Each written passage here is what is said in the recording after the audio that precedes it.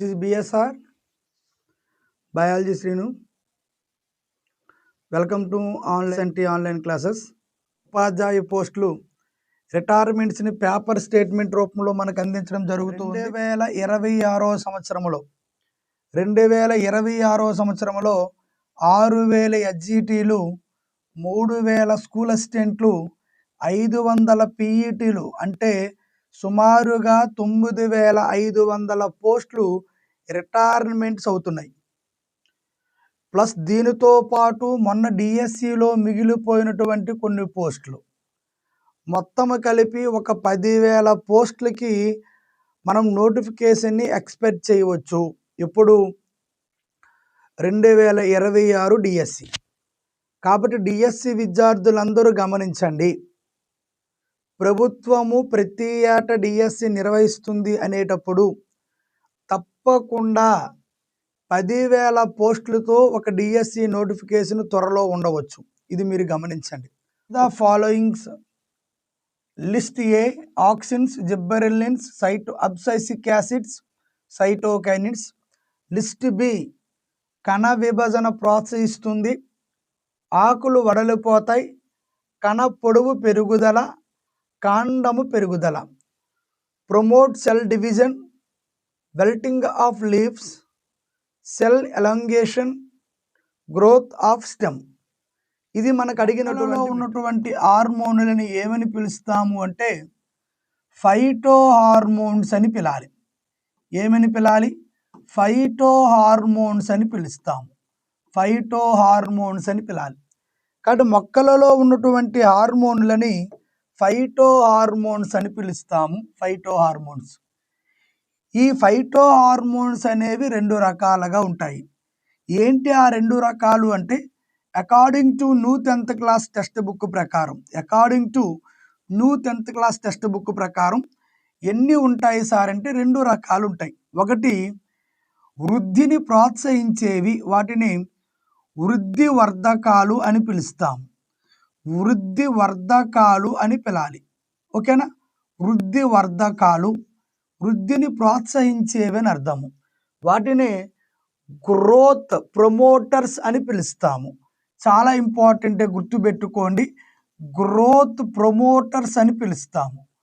Growth promoters అని పిలాలి. Okay, growth promoters అని పిలుస్తాము. రెండో దానిని వృద్ధి నియంత్రణకాలు అని పిలుస్తాము. వృద్ధి నియంత్రణకాలు అని పిలుస్తాము. వృద్ధి నియంత్రణకాలు అని పిలాలి. వాటినే ఏమంటాము అంటే గ్రోత్ ఇన్హిబిటర్స్ అని పిలుస్తాము. గ్రోత్ ఇన్హిబిటర్స్ అని పిలుస్తాము. గ్రోత్ ఇన్హిబిటర్స్ అని పిలాలి.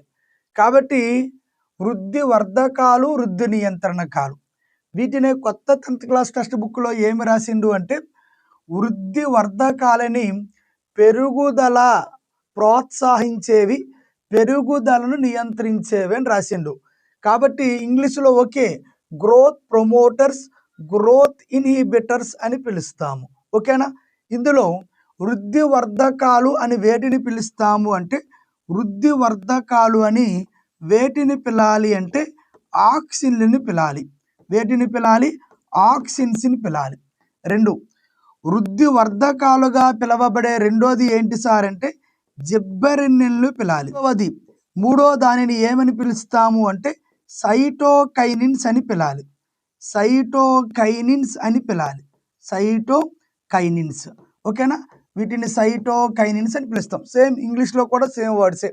Auxins, gibberellins, cytokinins. ఆక్సిన్లు, జిబ్బెరెల్లిన్లు, సైటోకైనిన్లు.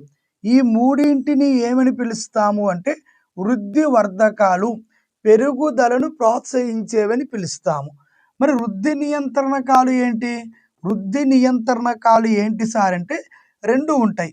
ఒక దానిని ఏబిఏ అని పిలుస్తాము. అబ్సైసిక్ యాసిడ్, అబ్సైసిక్ ఆమ్లము అని పిలాలి. రెండో దానిని ఏమని పిలుస్తాము అంటే ఇథిలిన్ అని పిలాలి. ఇథిలిన్ అని పిలాలి. అయితే ఇప్పుడు కొత్త 10th క్లాస్ టెక్స్ట్ బుక్లో ఇథిలిన్ అనే ప్రస్తావనే లేదు. ఓకేనా? కానీ ఇథిలిన్ ప్రస్తావన లేదు. ఏముంది? ఏబిఏ ప్రస్తావన మాత్రమే ఉంది. కాబట్టి ఇవి ఆక్సిన్లు, జిబ్బరెన్నిన్లు, సైటోకైనిన్లు, ABA అబ్సైసిక్ యాసిడ్. వీటిని మనము ఫైటో హార్మోన్స్ అని పిలుస్తాం. ఆక్సిన్లు చాలా జాగ్రత్తగానే గుర్తుపెట్టుకోండి. ఆక్సిన్లు. రెండవది జిబ్బరెన్నిన్లు. జిబ్బరెన్నిన్లు ఇంగ్లీష్ కూడా సేమేనమ్మా, ఆక్సిన్స్, జిబ్బరెన్నిన్స్. మూడవది సైటోకైనిన్స్. సైటోకైనిన్స్. సైటోకైనిన్స్. సైటోకైనిన్స్. నాలుగవది ABA. ABA. కాబట్టి సైటోకైనిన్స్ అండ్ ABA గుర్తుపెట్టుకోండి. ABA. భాగాల గురించి మాట్లాడదాము. ఏంటి భాగాలు ఏమున్నాయి ఒకసారి చూద్దాము. భాగాల గురించి మనం మాట్లాడుతున్నప్పుడు ఏమైనా మాట్లాడదాము అంటే చాలా సింపుల్గా జాగ్రత్తగా గుర్తుపెట్టుకోండి. ఒకటి వేరు, 2 కాండము, 3 పత్రము, 4 పుష్పము, 5 విత్తనము. ఈ 5 భాగాల మీద బిట్టు అడగడానికి అవకాశం ఉంటుంది. కానీ కొత్త టెక్స్ట్ బుక్లో ఏమైంది అంటే ఈ 5 భాగాలలో కొన్ని భాగాలకు మాత్రమే పరిమితం చేసిండు.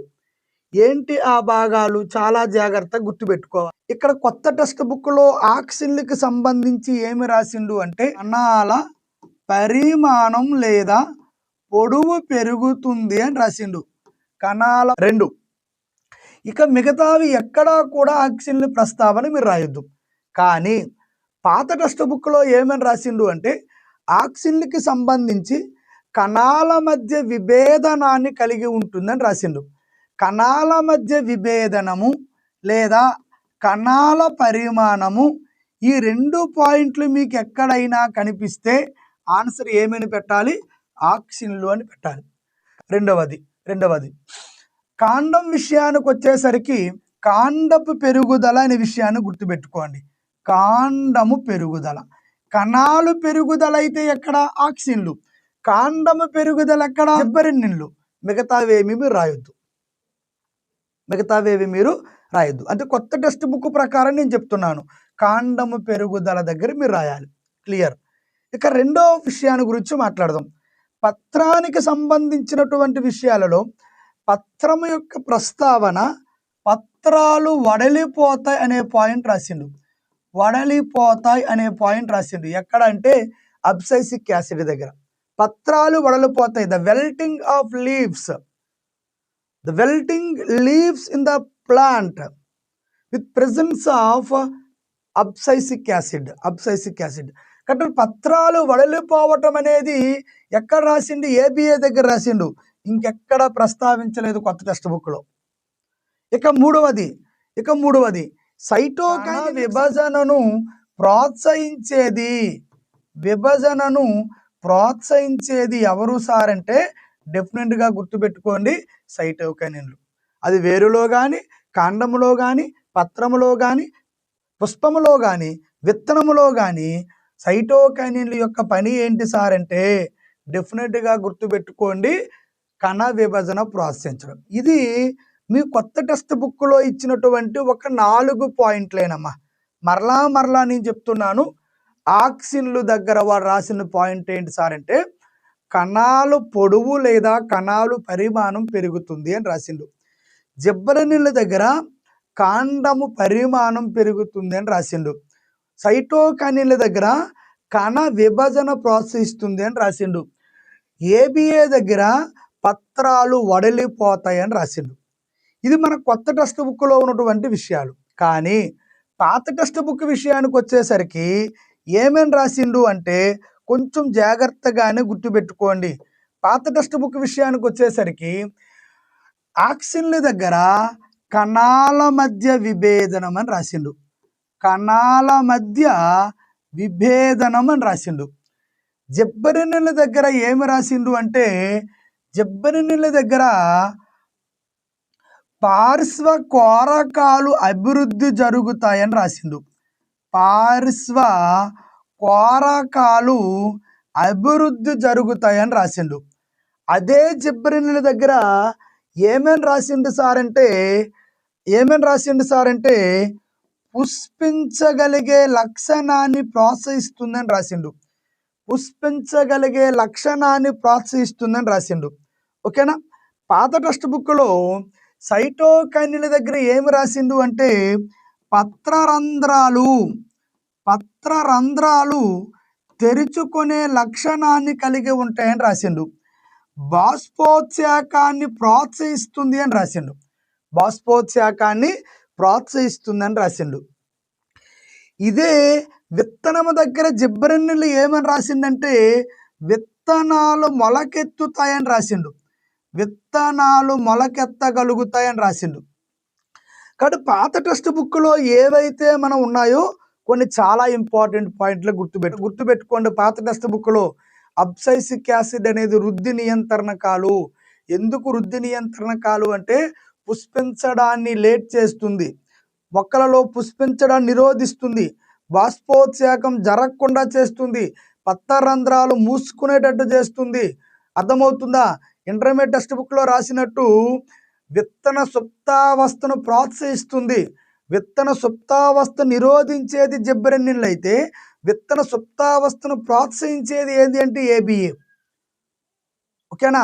ఇక్కడ చాలా చాలా ఇంపార్టెంట్ విషయాలే. కొంచెం దీన్ని గుర్తుపెట్టుకోవడానికి ప్రయత్నం చేయండి. ఒక్కసారి మన ఆన్సర్ వైపుకి వెళ్దాం. ఏంటి ఆన్సరు అంటే మీకు తెలుసు, ఆక్సిన్లు అనగానే కణ పొడవు పెరుగుదల అంటే A3 ఉండాలి. A3 ఎక్కడుంది? బిలో ఉంది, డిలో ఉంది. తర్వాత జిబ్రెల్లిన్లు అనగానే కాండము పెరుగుదల లేదా కాండము పొడవు పెరుగుదల అంటే 4th వన్ అంటే బి ఎక్కడ ఉండాలి? 4 ఉండాలి. అంటే ఆన్సర్ ఏంటి సార్ అంటే B. A3, B4, C2, D1. నేను చెప్పే ఎక్స్ప్లెనేషన్ మీకు నచ్చితే మీరు నా @BSR55 యూట్యూబ్ ఛానల్ని సబ్స్క్రైబ్ చేయండి, లైక్ చేయండి, షేర్ చేయండి. మనం ప్లేస్టోర్లో SNT ఆన్లైన్ యాప్ లాంచ్ చేసాం. 21 నుంచి యాప్లో లైవ్ క్లాసెస్ పెట్టడానికి ప్రయత్నం చేస్తున్నాం. కాబట్టి దయచేసి యాప్ను డౌన్లోడ్ చేసుకొని, మీ అందరికీ ఒక గుడ్ న్యూస్, ఎవరైతే యాప్ను డౌన్లోడ్ చేసుకొని 199 రూపీస్కి బయాలజీ క్రాస్ కోర్స్ ఆన్లైన్లో క్లాస్ వింటారో వాళ్ళకి మీకు బయాలజీ తిరిగిలేని ఒక మెటీరియల్ ఫ్రీగా నేను ఇస్తాను. ఎవరైతే క్రాస్ కోర్సులో జాయిన్ అవుతారో ఫస్ట్ 50 మెంబర్స్కి మీకు the best biology material lower to higher వరకు తప్పకుండా మీకు మెటీరియల్ నేను ఫ్రీగా అందించడానికి ప్రయత్నం చేస్తాను. మరలా మరో బిట్టుతో మీ ముందుకు నేను వస్తాను.